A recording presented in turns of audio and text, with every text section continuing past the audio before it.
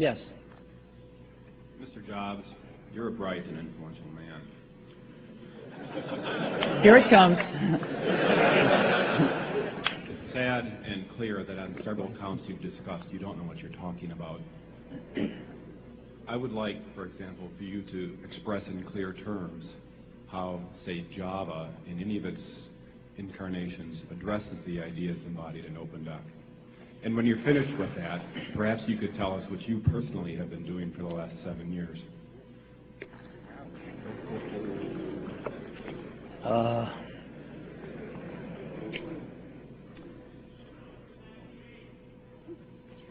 You know, you can please some of the people some of the time, but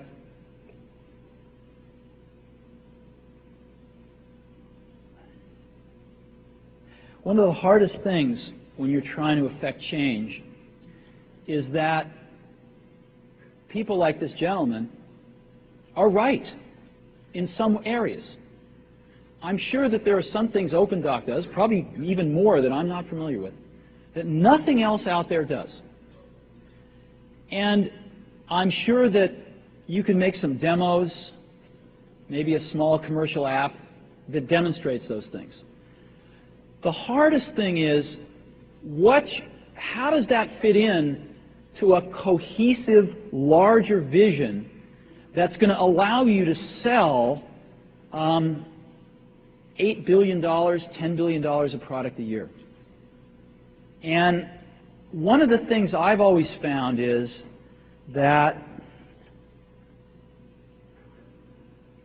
you've got to start with the customer experience and work backwards to the technology. You can't start with the technology and try to figure out where you're going to try to sell it. And I've made this mistake probably more than anybody else in this room. And I've got the scar tissue to prove it.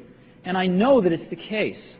And as we have tried to come up with a strategy and a vision for Apple, it started with what incredible benefits can we give to the customer? Where can we take the customer? Not starting with, let's sit down with the engineers and figure out what awesome technology we have, and then how are we going to market that. And I think that's the right path to take. I remember with the laser writer, we built the world's first small laser printers, you know. And there was awesome technology in that box. We had the first Canon laser printing, cheap laser printing engine in the world, in the United States here at Apple. We had a very wonderful printer controller that we designed. We had Adobe's PostScript software in there. We had AppleTalk in there. Just awesome technology in the box. And I remember seeing the first printout come out of it and just picking it up and looking at it and thinking, you know, we can sell this. Because you don't have to know anything about what's in that box. All we have to do is hold this up and go, do you want this? And if you can remember back to 1984, before laser printers, it was pretty startling to see that. People went, whoa, yes. And that's where Apple's got to get back to. And, you know, I'm sorry that OpenDoc's a casualty along the way, and I readily admit there are many things in life that I don't have the faintest idea what I'm talking about. So I apologize for that too. But there's a whole lot of people working super, super hard right now at Apple. You know, Avi, John, Garino, Fred. I mean, the whole team is working, burning the midnight oil, trying to, and people, you know, hundreds of people below them, to execute on some of these things, and they're doing their best. And I think that what we need to do, and some mistakes will be made, by the way. Some mistakes will be made along the way.